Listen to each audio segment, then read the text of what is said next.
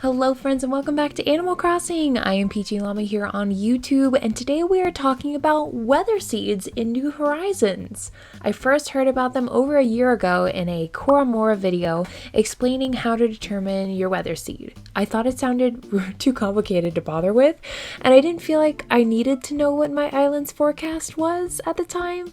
But now that I'm finally back on my whimsical Witchcore island of Will-O-Wisp, the island is almost done and I'm trying to decide on the season and weather for the dream address. So now I need to figure out my weather seed. I originally planned to do a night in June, so there were lightning bugs, and we very much may do this in the final DA, but with spooky season right around the corner, I wanted to do a fall dream address for this October. One of the weather patterns I've never experienced on my islands is fog. It looks so cool when I see it on other islands and dream addresses, so I was really curious what it would be like to see my witchy island in the fog. Fog has a chance to occur on your island after rain or heavy rain in the late night hours before clearing in the early morning. It could happen between 5 a.m. and 9 a.m. starting September 21st in the northern hemisphere and March 21st in the southern hemisphere. It can be a heavy fog or just river and sea fog, also just called water fog. I tried for hours going to different days to find it with no such luck. It was also hard trying to span between 5 to 9 a.m. each day as well. So I decided it was finally time to find my weather seed. So if we hop on over to MeteoNook by Ashwolf or Ninja on Twitter, this is where you can record changes in weather and meteor showers to help find your island's unique weather seed. I read that it hasn't been updated in a while, so when I got errors, I wondered if that may be why, but in 2022, it still works. There are many methods I tried, but I wanted to share with you the best method that worked for me. Step 1, find a meteor shower, a heavy one at that. Second, record all the minutes that stars fall. And lastly, go forward to find easy to determine weather patterns. So like at first glance, you know what it is. This can be clear, fine, sunny, rain, heavy rain, or obviously rainbows. If you see a rainbow, you know it's a rainbow. So first things first, you gotta find a meteor shower. Meteor showers occur randomly from 7 p.m. to 4 a.m. year-round. MeteoNook considers meteor showers and visits from Celeste as the same special pattern, but you have to determine if it's a heavy shower or a light shower. A heavy shower is typically mentioned by Isabelle in the announcements as well as villagers talking about it, and there could be 5 to 8 shooting stars per minute. A light shower can have about 5 stars per minute, but it occurs in rare bursts. Celeste only visits when there is a shower, light or heavy, but there can be a shower without her on the island as well.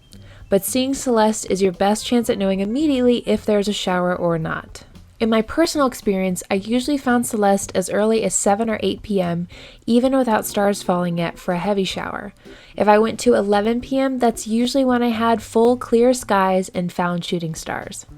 On October 4th, Celeste showed up on my island, but Isabelle and the villagers did not talk about a meteor shower, and I had a very hard time catching any shooting stars that night. Because I didn't find the specific time stars appeared, but Celeste was on the island, I determined this had to be a light shower. I went ahead every day to see if Isabelle would mention a meteor shower, because a heavy shower is what we need to be able to guarantee recording of stars. On October 9th, she announced we were having a meteor shower that night. I know, I got very lucky to have it be so quick. Like I said before, I found Celeste around 8 p.m., but no stars yet, especially with some clouds in the sky, and then at 11 p.m. there was a ton. They say determining the exact second of the minute that the star falls will help you quickly determine your weather seed.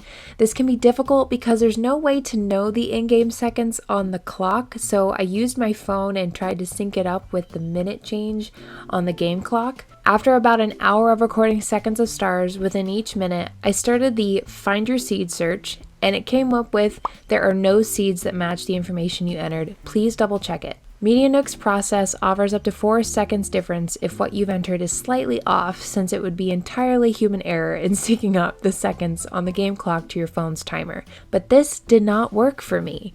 No matter what I did, whether I adjusted a couple seconds ahead or a couple seconds behind, it never gave me any seed matches. It was always saying that there were no seeds. And that's when I almost gave up because I had tried a numerous amount of times and I'd already spent so much time recording all those stars.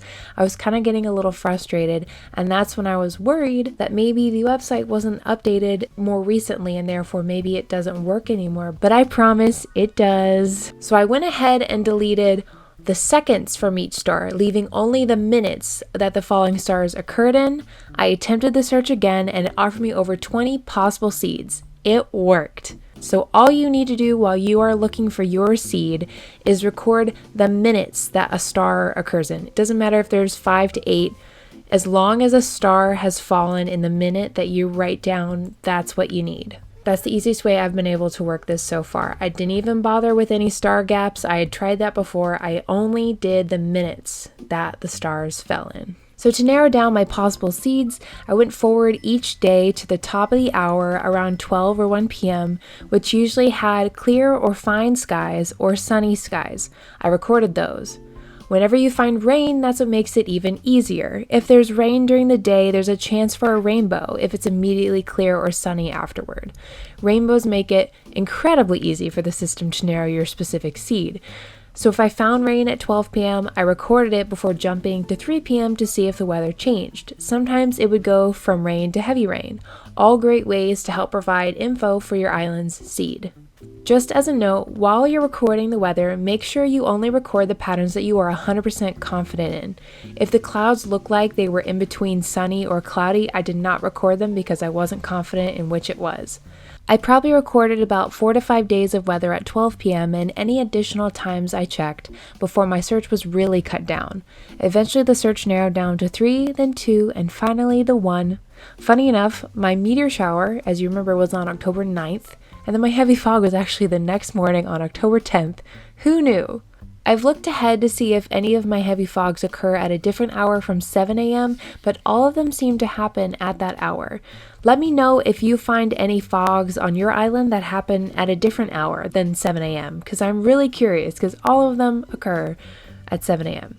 But one thing I think is really cool is on my island on November 9th, I have heavy fog and water fog, which is even cooler. I didn't even know they could be combined. There's even fog in the winter months, so definitely keep that in mind for another look to use on your islands. And the greater part about having your weather seed is that you can find more meteor showers, you can find rainbows, double rainbows, any kind of weather that you are looking for, whether it's to have a dream address in or just to experience, you can find out all by finding your weather seed. Well, that is it for today's video. I hope you guys feel a little more confident in finding your weather seeds. Let me know if this method helps you and what your process was to find your weather seed. The link for MeteoNook is in the description below. Best of luck finding your seeds.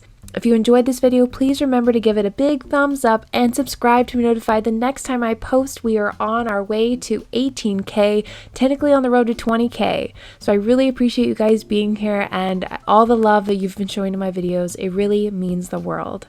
I love y'all so much. I hope you have a wonderful day and I will see you next time. Bye!